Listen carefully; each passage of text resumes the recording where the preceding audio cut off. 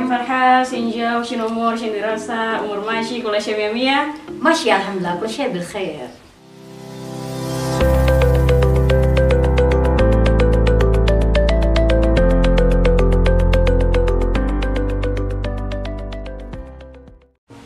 Bismillahirrahmanirrahim. Assalamualaikum warahmatullahi wabarakatuh. Waalaikumsalam warahmatullahi wabarakatuh. Oke, kembali lagi bersama kami Keputrian KKM Libya. Dan kali ini kita akan membahas tuntas tentang beasiswa seputar kuliah dakwah Islamiyah. Oke, perkenalkan, nama saya Hana Nurdina. Saya alhamdulillah sekarang menjabat di Divisi Humas Akta 2020-2021. Dan di hadapan saya sudah ada narasumber kita pada season hari ini. Hai. Assalamualaikum Kak Vina. Waalaikumsalam. كيف الحال؟ شنجاو شنو أمور شنو دراسة أمور ماشي كل شيء مية مية؟ ماشي الحمد لله كل شيء بالخير. Oke guys, jadi kita adat istiadat kita di Libya yaitu menanyakan kabar, menanyakan urusan, menanyakan pelajaran, semua itu dirangkup jadi satu durasi dalam pertanyaan dan itu langsung ditanyakan kepada lawan bicara kita gitu ya, Vina ya. Betul. Pokoknya emang itulah salah satu yang paling khas di Libya kayak. Oke, alangkah baiknya kalau misal sebelum kita ke sesi tanya jawab seputar beasiswa di kuliah dakwah Islamiyah, kita harus mengenal dulu nih bagaimana sosok Kak Vina sebagai narasumber kita kali ini. Oke, silahkan perkenalkan diri Kak Vina. Hai teman-teman semua, sebelumnya perkenalkan saya Vina Septia sebagai mahasiswi dari kuliah dakwah Islamiyah yang sekarang sedang duduk di Mustawa 2 kuliah. Masya Allah, berarti kira-kira tuh udah berapa tahun Kak di sini? Kalau dibilang berapa tahun sih sudah pasti lebih ya dari 2 tahun, karena di sini itu adalah salah satu kampus yang mewajibkan Iqdat Lugoh atau persiapan bahasa nih. Jadi teman-teman sebelum memasuki jenjang kuliah di sini harus mengikuti kelas persiapan bahasa. Nanti kita bahas deh next. Oh, jadi gitu. Semoga lancar terus ya Kak sampai nanti akhir lulus menjadi LC ya. Amin, Masya Allah. Amin, amin insya Allah. Oke, langsung aja kita ke pertanyaan pertama ya Kak ya. Boleh. Apakah ada beasiswa sebenarnya di kuliah dakwah Islamiyah ini? Tepat sekali. Buat teman-teman nih yang bertanya, sebenarnya di kuliah dakwah Islamiyah itu ada nggak sih beasiswa gitu? Karena kuliah dakwah Islamiyah ini adalah satu-satunya kampus yang bisa disinggahi sama mahasiswa Indonesia nih. Nah, kalau ditanya di sini ada nggak sih sebenarnya beasiswa? Jawabannya ada. Karena kuliah dakwah Islamiyah ini adalah kampus beasiswa yang full, yang menyediakan beasiswa full untuk para mahasiswanya tanpa terkecuali.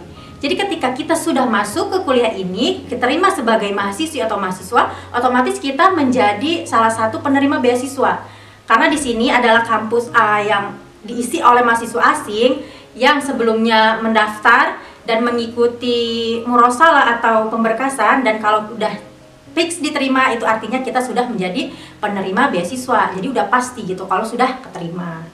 Masya Allah, pokoknya kayaknya sangat beruntung sekali ya Kak untuk penerima beasiswa gitu. Nah, berarti dan Kak Vina ini salah satu penerima beasiswa juga di sini. Alhamdulillah. Jadi semua mahasiswa dan mahasiswi di sini memang sudah pasti menerima beasiswa, dan kalau misalkan kita bisa dapat, insya Allah kalian adalah yang selanjutnya. Masya Allah ya. Masya Allah. Betul. Oke Kak, pertanyaan selanjutnya nih. Boleh. Pasti teman-teman semua nih pada kepo banget ya. Betul. Nah, bagaimana sih Kak cara ke Libya ini? Jadi kita nih memakai jalur apa untuk bisa sampai ke kuliah dakwah Islamiyah?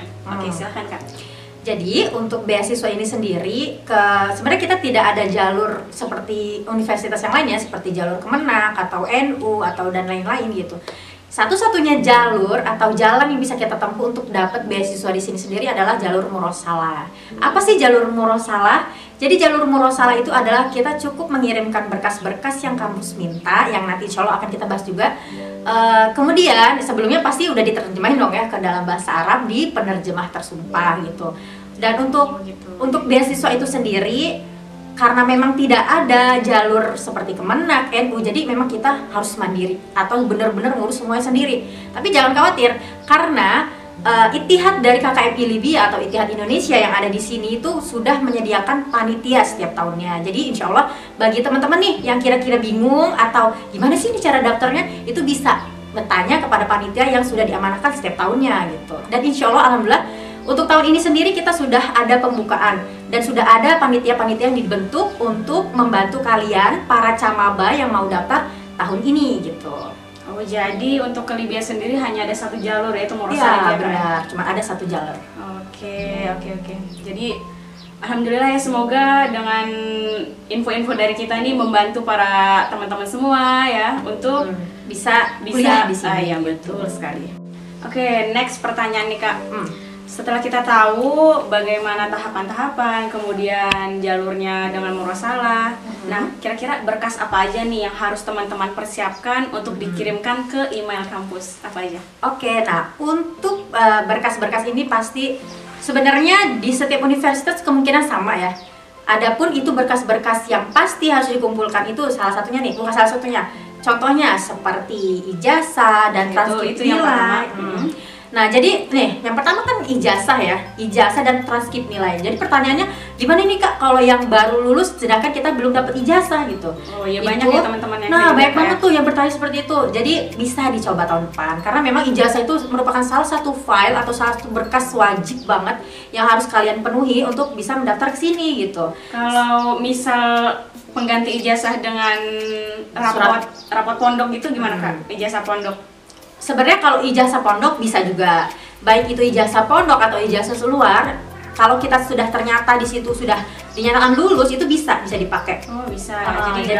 Jadi kalian nih untuk lulusan pondok atau lulusan luar atau sekolah negeri itu bisa banget buat daftar ke sini gitu. Nah, jadi bukan berbatas, wah apakah di Timur Tengah ini harus lulusan pondok gitu yang ke sini, enggak. Jadi semua kalangan itu bisa banget belajar di sini. Jadi nggak harus berlatar belakang pondok ya. Jadi nggak usah berkecil hati yang memang sekolahnya tidak ada basic bahasa Arabnya, karena tetap bisa diusahakan di sini gitu. Yang penting ada kemauan yang kuat ya Betul, Kak? betul. Nah, itu kan tadi ijazah ya, ijazah dan transkrip nilai. Nah, yang selanjutnya apa? Paspor. Nah, paspor ini ada sedikit teman-teman yang bertanya gimana kalau belum buat paspor, otomatis nggak bisa daftar karena kita itu benar-benar ngurus yang sudah ready, yang sudah siap gitu. Jadi kalau bisa nggak Kak diganti? Oh tidak bisa. Jadi memang itu paspor adalah salah satu berkas wajib dimanapun kalian mendaftar, baik itu di Timur Tengah kah atau di negara-negara lain kah, itu memang paspor itu salah satu file yang wajib gitu. Dan penting sekali ya Kak. Soalnya kan paspor kalau misal WNI ini pindah ke negara lain, berarti kalau misal di Indonesia kan KTP gitu ya Kak. Apa sih dokumen penting kita kan KTP. Ya, jadi nanti KTP kita itu nggak ada manfaatnya dan akan digantikan dengan paspor ya Kak. Ya, betul, jadi betul. sangat penting sekali ya.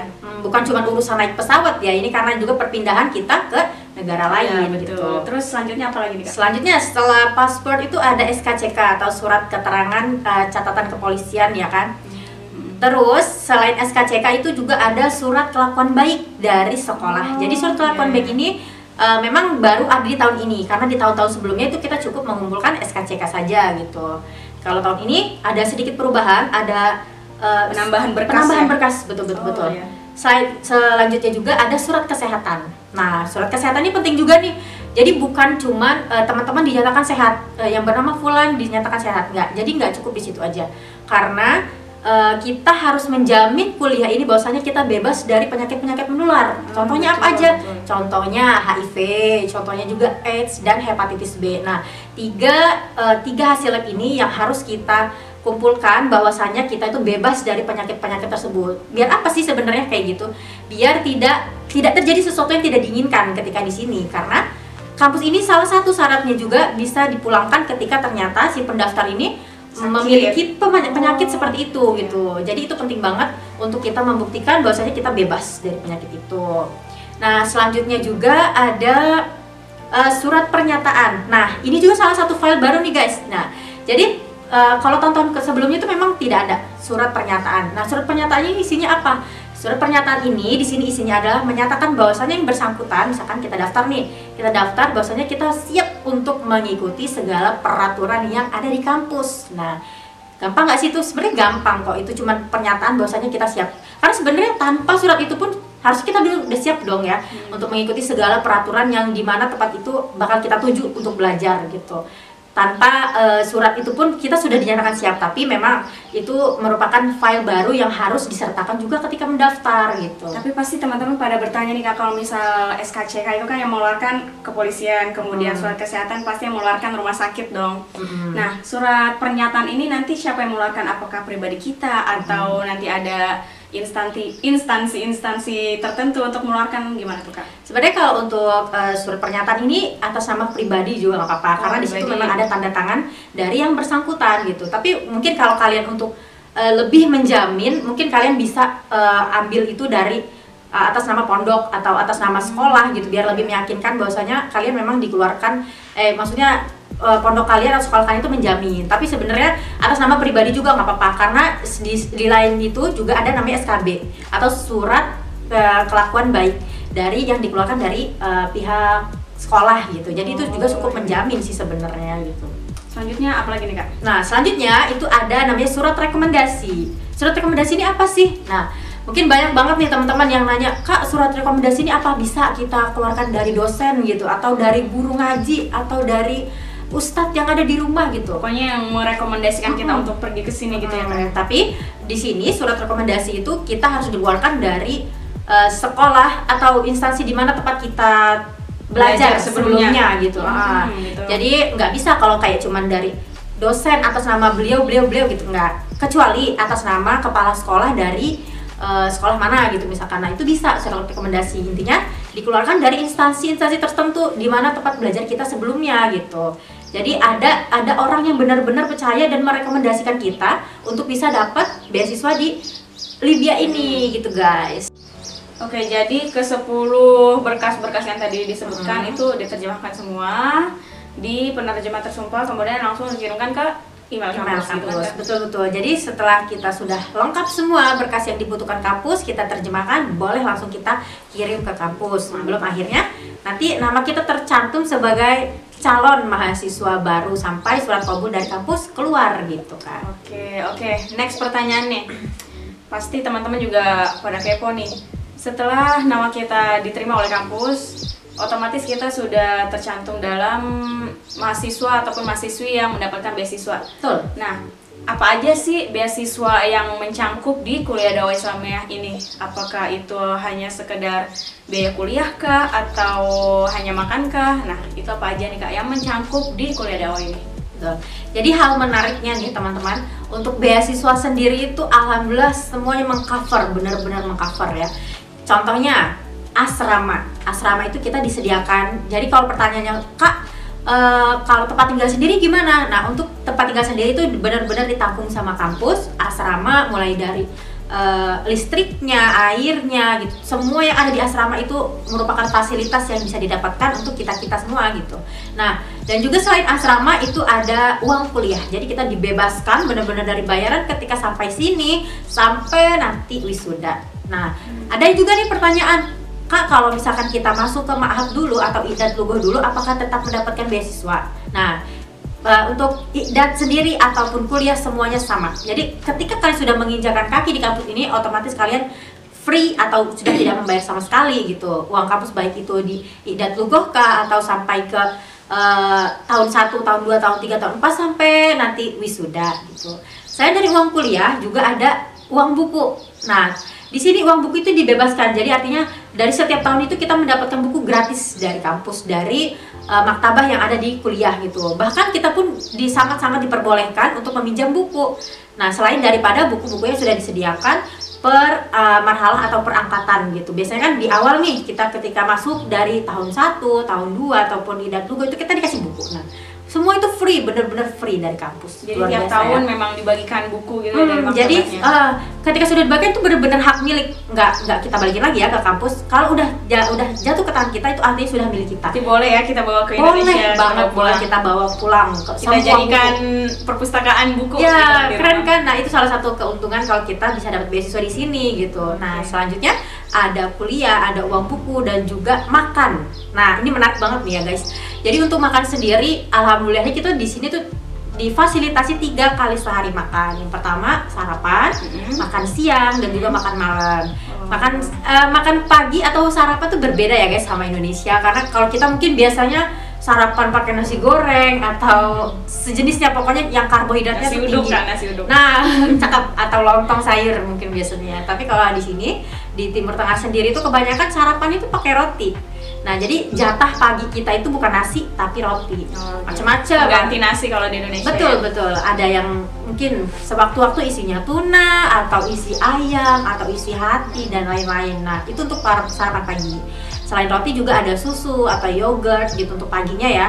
Nah, untuk makan siang dan makan malam itu baru kita dapat nasi dan juga lauk. Semuanya udah tercover ya. Pokoknya lengkap, udah air minumnya dapet, sayur, daging, buah-buahan, bahkan snack-snack pun kadang kita dapat gitu. Jadi insya Allah kalau untuk makan sendiri tuh tercukupi gitu ya untuk di kampus sendiri. Jadi kita nggak usah takut kelaparan ya kak. Betul, Jadi betul. kita di sini memang hanya difokuskan untuk Belajar. karena semuanya sudah dijamin oleh kampus gitu ya. Tapi mungkin ya untuk mahasiswa asing seperti kita gini, mungkin ada sewaktu-waktu kayak kita mau buat bakso atau apa, itu baru itu kita buat sendiri. Tapi kalau untuk makanan pokok itu alhamdulillah disediakan sama kampus gitu. Oke, ya. Nah, selain itu juga ada semacam asuransi kesehatan ya. Kita di sini disediakan soidaliyah atau semacam klinik kalau di sini. Jadi kalau kita sakit, kita nggak perlu, wah gimana nih kalau sakit nggak ada yang ngobatin gitu. Nah, kampus sendiri itu menyediakan. Jadi kalau kita sakit, kita tinggal lapor sama petugasnya bahwasanya kita membutuhkan obat, ataupun kalau kita mau dirawat di klinik bisa banget gitu ya. Nah, kalau misalkan kira-kira sakitnya yang benar-benar membutuhkan perawatan lebih, Yang bukan sakit sekedar berat, parah gitu ya. betul-betul, tuh nggak cuma kayak panas dalam gitu. Itu kita bisa pergi ke soidaliyah atau ke klinik yang disediakan oleh kampus. Itu alhamdulillah sih kita deket banget ya sama asrama Putri. Letaknya pas banget ada di depan asrama Putri gitu. Itu untuk asuransi kesehatan ya. Dan juga ada namanya, ini yang paling menarik nih ya, ada yang namanya mukafaah atau jatah bulanan ya. Mukafaah di sini mungkin pada bertanya, wah jumlahnya berapa nih? Apakah kita sampai bisa untuk umroh dan haji gitu? Enggak ya, maksudnya di sini mukafaah sendiri untuk memenuhi kebutuhan-kebutuhan yang tidak disediakan oleh kampus gitu. Jumlahnya alhamdulillah sekarang mencapai 150 dinar Libya. Itu per bulan kak? Per bulan untuk kita nih sebagai penerima beasiswa ya. Kalau dirupiahkan? Ya, kalau kira-kira dirupiahkan berapa kak? Mungkin kalau kurs sekarang itu sekitar 300.000 lebih sedikit. Itu tergantung kurs dolar per tahunnya ya, karena dolar kan naik turun nggak stabil. Nah itu juga berpengaruh kepada dinar sendiri. Tapi perkiraan sekitar 300.000 gitu. Nah untuk masalahnya cukup buat apa aja sih mukafaah yang kita dapat gitu. Nah karena di sini kita cuma disediakan makan, artinya hal-hal yang lain yang pribadi seperti kebutuhan untuk mandi, tuh mencuci dan itu. Nah itu kita fungsinya mendapatkan mukafaah. Nah benar banget, pulsa beli kuota pasti kan kita butuh banget karena belajar di sini juga kan pasti membutuhkan internet kan buat searching di Google dan lain-lain. Nah itu yang kita butuhkan karena sudah pasti kuota itu lumayan per bulannya tuh harus rutin gitu kita beli ya kan. Jadi si mukafaah sendiri bisa dialokasikan ke situ atau juga bisa untuk mungkin kita kebutuhan lain seperti beli sepatu atau baju dan lain-lain gitu. Nah bisa digunakan ke situ. Mantap. Kemudian juga pasti untuk kita untuk tinggal di negara orang lain seperti ini pasti membutuhkan yang namanya surat izin tinggal ataupun yang disebut dengan iqomah nih kak. Nah itu apakah berbayar kah atau free kah? Gimana tuh kak? Bagus.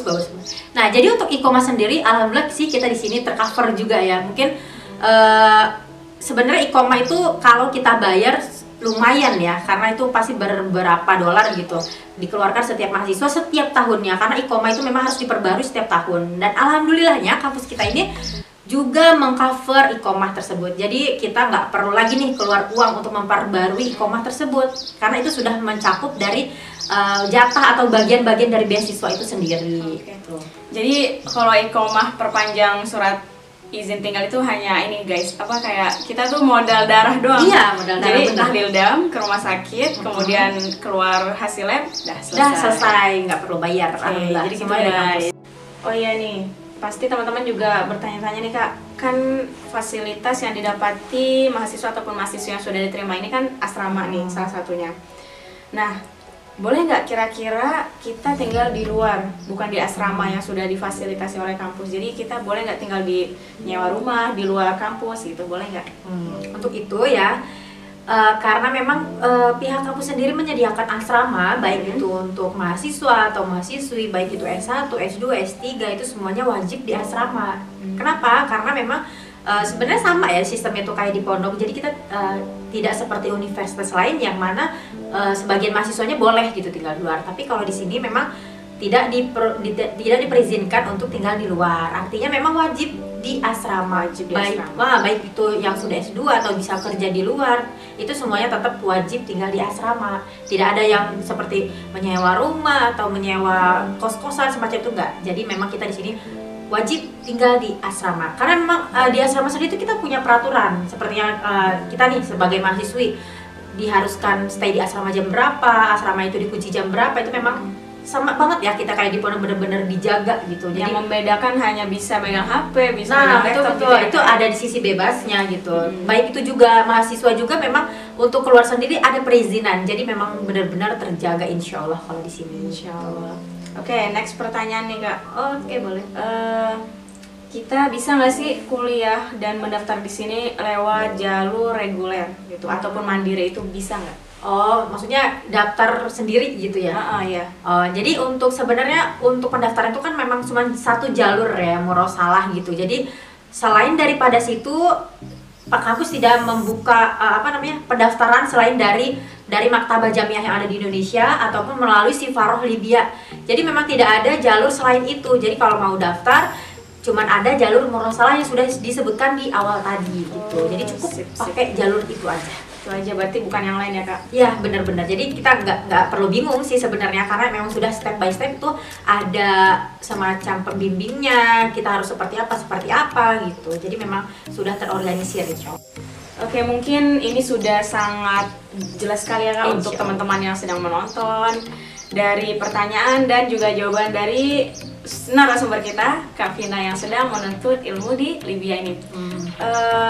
Mungkin ada sedikit pesan dan kesan untuk teman-teman yang sedang menonton Kak, silahkan. Oke, jadi untuk teman-teman semua nih, baik itu nggak harus terfokus di Libya sebenarnya, dimanapun kalian memiliki cita-cita, baik itu di Timur Tengah kah atau di negara Barat sekalipun gitu. Jadi kalau kalian punya cita-cita seperti itu, perjuangkan.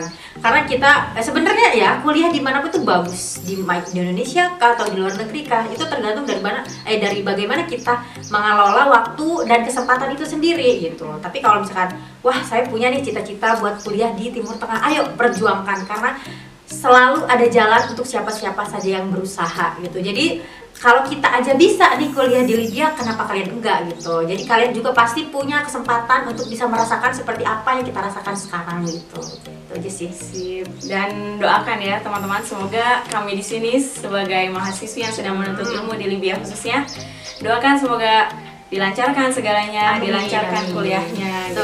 Betul. Oke, mungkin cukup sekian vlog dari kami. Ya. Oke, see you next vlog.